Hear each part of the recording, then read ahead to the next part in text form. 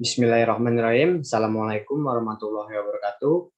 Perkenalkan, nama saya Rizwan Faisal, saya dari Universitas Negeri Jakarta, program studi ilmu keolahragaan. Saya di sini akan menjelaskan tentang hasil penelitian saya yang sudah saya lakukan, yaitu pada bulan Juli kemarin, yang dimana penelitian tersebut berjudul Hubungan Pengetahuan Gizi dan Status Gizi terhadap Perilaku Hidup Sehat pada Remaja Desa Jatibarang Baru, Kabupaten Indramayu. Untuk itu langsung saja mari kita ke pembahasan.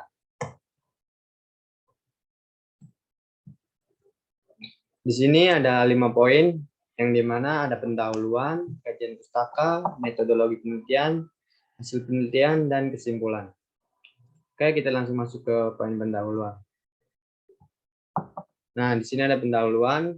Yang poin pertama yaitu ada latar belakang masalah. Latar belakang masalah ini mencakup tentang masalah-masalah yang akan kita bahas dalam penelitian ini. Yang pertama yaitu remaja. Remaja adalah suatu masa di mana individu berkembang dari saat pertama kali menunjukkan tanda seksual sekunder sampai saat ini mencapai kematangan sosial. Individu yang mengalami perkembangan psikologis dan pola identifikasi dari anak-anak menjadi dewasa. Lalu pada remaja terjadi peralihan dari ketergantungan yang relatif lebih mandiri. Remaja rentan mengalami masalah gizi serta kurang menerapkan perilaku hidup sehat karena berbagai hal. Yang pertama, remaja mengalami percepatan pertumbuhan dan perkembangan tubuh sehingga memerlukan energi yang lebih banyak. Yang kedua, remaja suka mengikuti perubahan gaya hidup dan kebiasaan makan yang belum tentu sehat. Dan yang ketiga, kehamilan, keikutsertaan dalam olahraga, kecanduan alkohol, dan obat-obatan meningkatkan kebutuhan energi dan zat gizi. Nah, oleh karena itu, untuk memenuhi kebutuhan nutrisi yang cukup serta agar berperilaku hidup sehat, remaja harus memperdalam pengetahuan gizinya. Pengetahuan gizi pada remaja sangat berperan penting untuk memenuhi kebutuhan gizi dan perilaku hidupnya.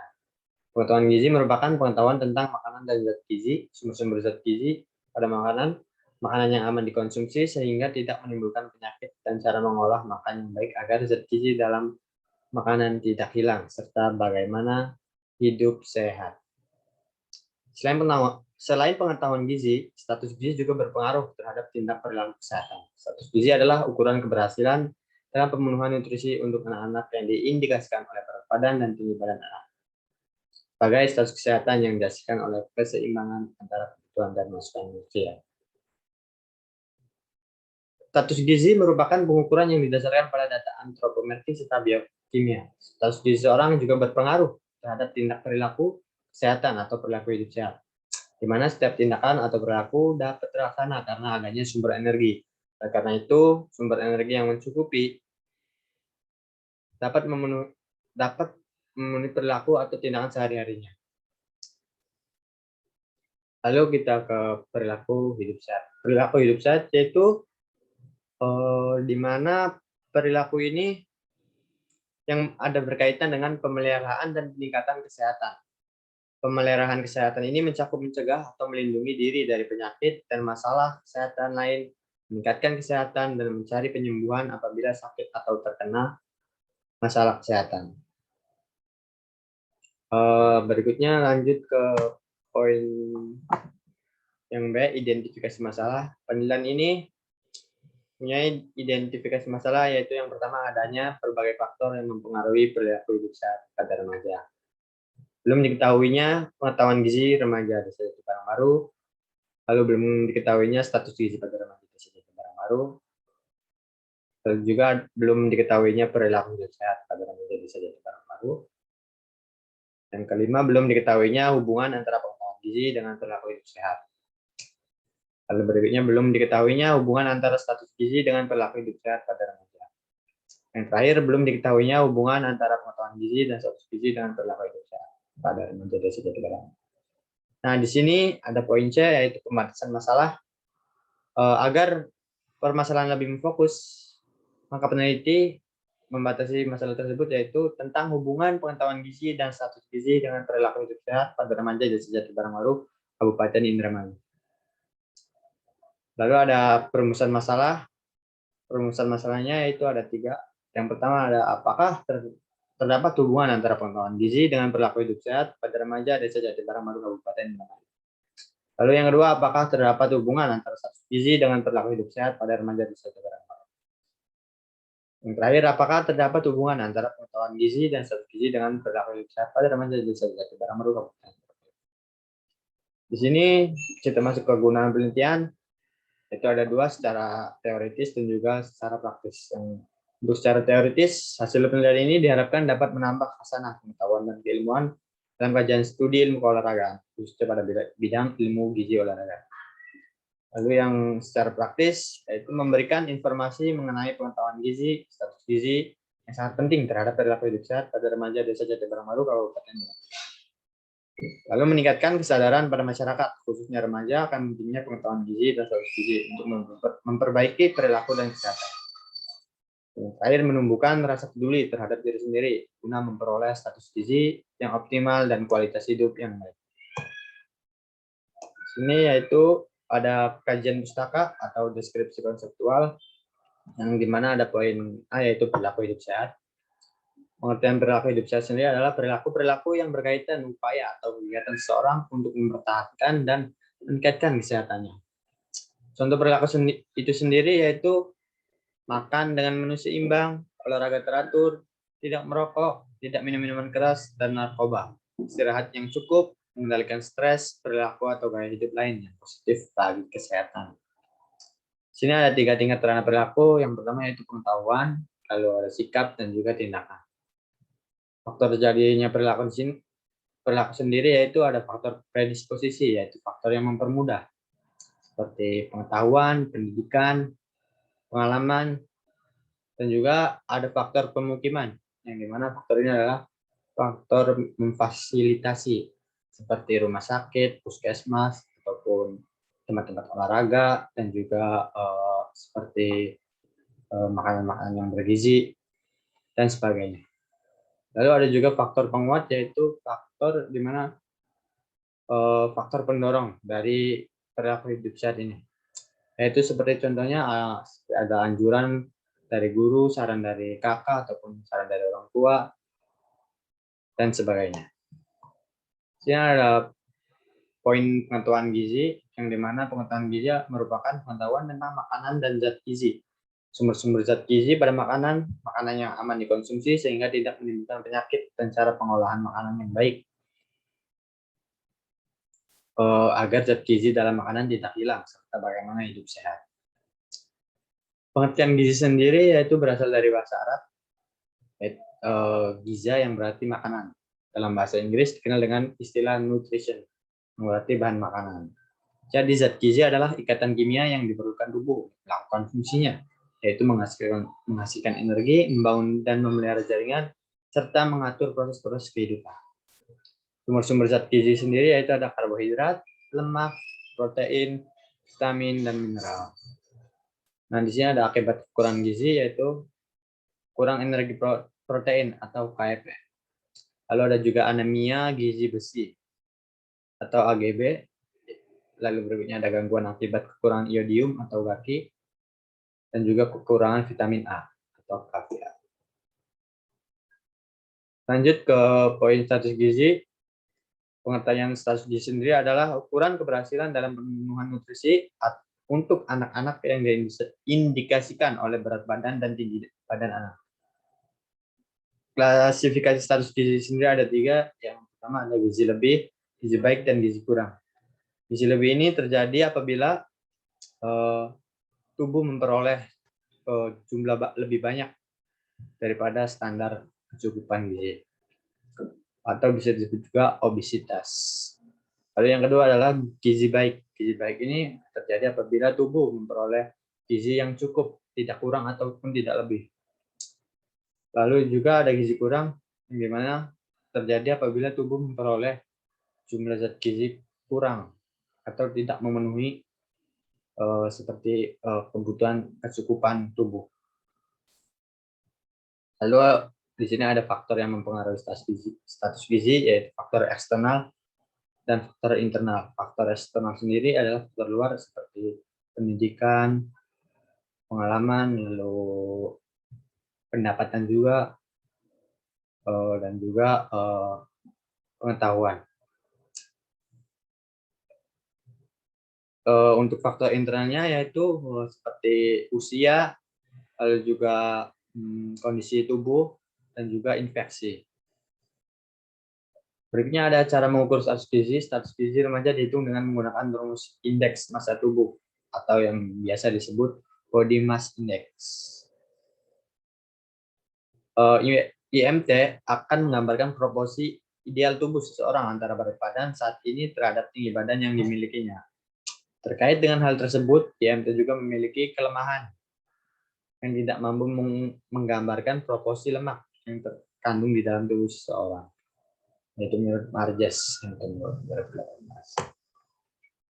Untuk kerangka berpikir dari penelitian ini yaitu ada banyak faktor yang memicu perilaku hidup sehat pada remaja. Faktor yang mempengaruhi antara lain pengetahuan gizi dan status gizi. Pengetahuan gizi dapat mempengaruhi perilaku seseorang, di mana jika pengetahuan gizinya baik, maka orang tersebut akan meningkatkan kualitas hidupnya dan tidak menutup kemungkinan orang tersebut akan menerapkan perilaku hidup sehat. Begitupun status gizi juga dapat mempengaruhi individu untuk berperilaku hidup sehat, karena jika status gizi orang tersebut baik, maka orang tersebut pasti menjaga atau memilih asupan makanan yang dikonsumsi dengan cerdas untuk menjaga kesehatan dan kebutuhan nutrisinya terpenuhi sehingga memperoleh energi yang cukup untuk menunjang aktivitas atau perilaku sehari-harinya, dan tidak menutup kemungkinan akan menerapkan perilaku hidup sehat. Jadi, ada banyak faktor yang mempengaruhi perilaku hidup sehat, di antaranya pengetahuan gizi dan status gizi. Oleh karena itu, diadakannya penelitian ini untuk melihat hasil apakah ada hubungan antara pengetahuan gizi dan status gizi terhadap perilaku hidup sehat pada remaja Desa Jati Baru. Di sini adalah pengajuan hipotesis. Yang pertama, diduga terdapat hubungan antara pengetahuan gizi dan perilaku hidup sehat. Yang kedua, diduga terdapat hubungan antara asupan gizi dan perilaku hidup sehat pada remaja di sekitar Barat. Dan yang ketiga, diduga terdapat hubungan antara pengetahuan gizi dan asupan gizi dengan perilaku hidup sehat pada remaja di Jati Barang Baru. Kita masuk ke metodologi penelitian. Yang dimana di sini ada jenis penelitian. Jenis penelitian yang digunakan dalam penelitian ini yaitu pendekatan kuantitatif, metodenya survei, dan teknik korelasi. Untuk populasi penelitian ini yaitu remaja laki-laki di Jati Barang Baru, Kabupaten Indramayu, yang berusia 13 sampai 16 tahun. Dan sampelnya itu berjumlah 30 orang remaja laki-laki berusia 13 sampai 16 tahun yang berasal dari Desa Jati Barang Baru, Kabupaten Indramayu. Untuk teknik pengumpulan datanya yaitu menggunakan tes pengukuran status gizi, yang dimana pengukuran ini adalah pemeriksaan tinggi badan dan berat badan remaja itu sendiri. Lalu juga ada pengisian angket pengetahuan gizi, dan juga angket perilaku hidup sehat. Untuk instrumen penelitiannya yaitu menggunakan meteran, timbangan berat badan, pulpen, dan angket. Untuk meteran dan timbangan berat badan ini adalah alat ukur untuk menentukan status gizi remaja. Sedangkan pulpen dan angket ini untuk menentukan atau untuk mengukur pengetahuan gizi dan perilaku hidup sehat remaja. Nah, di sini ada teknik analisis datanya yaitu menggunakan persamaan regresi dan juga korelasi. Lokasi penelitian ini yaitu di Desa Jati Barang Baru, Kabupaten Indramayu, tepatnya di Blok Gudang Tengah. Oke, berikutnya ada desain penelitian. Di sini desain penelitiannya X1 akan diuji dengan Y, ataupun variabel bebas. Yang X1 diuji dengan Y, dan juga X2 diuji dengan Y juga. Jadi satu persatu kita uji dengan variabel terikatnya. Berikutnya itu yang terakhir kita uji bersama-sama. Jadi variabel X1 dan X2 kita uji dengan variabel Y. Sini variabel X1 ini adalah pengetahuan gizi, dan X2 adalah status gizi, dan Y adalah perilaku hidup sehat sendiri. Oke, lalu ada hasil penelitian. Di sini ada deskripsi data penelitian. Bisa dilihat ada sebuah tabel yang dimana sini ada pengetahuan gizi, status gizi, dan perilaku hidup sehat. Ini hasil yang sudah kita buat, yang dimana nilai terendah dari pengetahuan gizi yaitu bernilai 5 dan nilai tertingginya 13, rata-ratanya 11,167 dan medianya 12, modus 13, simbang baku 2,38, varian 5,66. Dan untuk status gizi bisa dilihat juga datanya seperti ini, serta perilaku hidup sehat sudah saya ada hasilkannya. Lalu di sini berikutnya adalah distribusi frekuensi pengetahuan gizi. Di sini untuk yang mendapat nilai 5-6 dari variabel pengetahuan gizi yaitu ada sejumlah 2 orang. Untuk mendapatkan nilai 7-8 berjumlah 3 orang, dan nilai yang 9-10 yaitu ada 2 orang. Lalu yang 11-12 terdapat 11 orang, dan 13-14, maksud saya 13-14 12 orang. Bisa dilihat ini relatifnya atau berbentuk persennya ada 60,67%, 10%, 6,67%, lalu ada 36,67% dan 10%. Bisa dilihat juga di sini ada grafik histogramnya. Untuk yang memenuhi rata-rata sebesar sekitar 76%. Bisa dilihat tabelnya. Tabel 11,50 dengan 13,50 itu memasuki rata-rata ataupun lebih dari rata-rata. Dan yang kurang adalah di tabel 5,50 dan juga 7,50 dan juga 9,50. Sini lalu ada distribusi frekuensi status gizi. Sama saja seperti yang pengetahuan gizi. Bisa dilihat datanya. Untuk yang memasuki rata-rata sendiri cukup banyak. Yang diperoleh adalah sekitar 70% lebih. Sekitar 60% lebih. Lalu juga yang kurang dari rata-rata yaitu sebesar 10 orang atau bisa dilihat berapa persennya, 33%. Yang dimana di interval kelas 1 dan 2 itu adalah kurang dari rata-rata. Di sini juga bisa dilihat untuk distribusi frekuensi perilaku hidup sehat, yang dimana responden yang kurang dari rata-rata yaitu berjumlah 6 orang atau sekitar 20%, dan yang memenuhi rata-rata dan lebih dari rata-rata ada 24 orang atau sekitar 79%.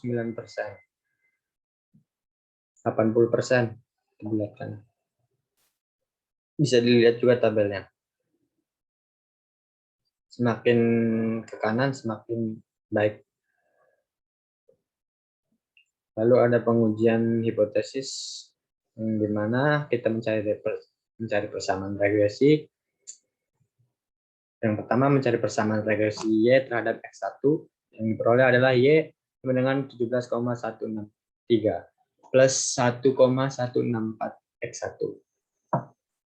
Yang kedua persamaan regresi Y terhadap X2, yang dimana diperoleh Y sama dengan 13,442 plus 0,798 X2.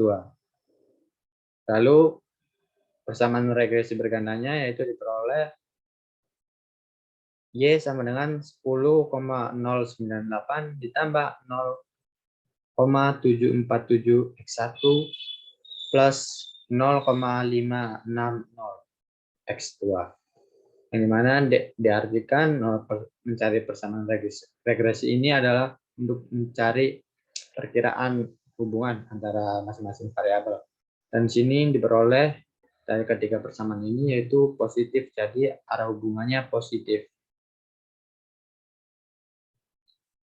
Yang bisa dikatakan semakin baik variabel X1, maka semakin baik juga variabel Y. Dan begitu pun dua persamaan yang lainnya. Lalu kita masuk ke mencari koefisien korelasi. Di sini koefisien korelasi R1 atau X1 terhadap Y yaitu 0,52. Maksud saya 0,520. Nah, sebelum kita menentukan valid atau tidak valid, ataupun signifikan ataupun tidak signifikan, kita uji dulu keberhasilannya.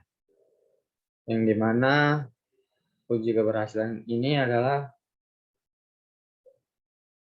T hitung lebih besar daripada T tabel. Nah, di sini T hitungnya didapat 3,218 dan T tabelnya 2,045. Di sini dengan alfa 0,05. Nah, untuk T tabelnya sendiri diperoleh angka 29, lalu kita lihat dari T tabelnya mendapat nilai berapa, dan ternyata mendapat nilai 2,045. Sedangkan T hitungnya mendapat 3,218. Jadikan T hitung lebih besar daripada T tabel. Dengan demikian, kita tolak H0. Berarti koefisien korelasi 0,520 adalah signifikan. Semakin mendekati angka 1, semakin kuat hubungan tersebut. Sedangkan semakin mendekati angka -1, semakin lemah hubungan tersebut. Di sini hubungannya cukup sedang. Dan nilai koefisien determinasinya yaitu 27,0%. Nah, ini untuk mencari koefisien korelasi R2 yang sama saja. Di sini sudah signifikan. Hasil korelasinya adalah 0,544. Hitungnya lebih besar daripada T tabel. Lalu ada mencari koefisien korelasi ganda. Korelasi berganda yaitu R1 dan R2. Di sini juga didapat koefisien korelasinya adalah 0,617. Yang dimana T hitung yang didapat, maksud saya F hitung yang didapat adalah 8,313 dan T tabelnya 3,35. Yang diartikan 0 ditolak, berarti koefisien korelasi 0,617 adalah signifikan. Untuk nilai koefisien determinasinya itu 38,1%. Berarti kesimpulannya dari tiga variabel ini terdapat ada hubungan, yang dimana hubungan antara pengetahuan gizi dan status gizi terhadap perilaku hidup sehat remaja desa Jati Barang Baru. Nah, di sini adalah kesimpulannya. Semuanya adalah terdapat hubungan yang signifikan antara pengetahuan gizi terhadap perilaku hidup sehat pada remaja desa Jati Barang Baru, Kabupaten Indramayu. Dan juga terdapat hubungan yang signifikan antara status gizi terhadap perilaku hidup sehat pada remaja desa Jati Barang Baru, Kabupaten Indramayu. Dan yang terakhir, terdapat hubungan yang signifikan antara pengetahuan gizi dan status gizi terhadap perilaku hidup sehat pada remaja desa Jati Barang Baru, Kabupaten Indramayu. Dan terima kasih. Sekian yang saya dapat sampaikan, kurang lebihnya saya mohon maaf. Billahi taufiq wal hidayah. Wassalamualaikum warahmatullahi wabarakatuh. Salam olahraga.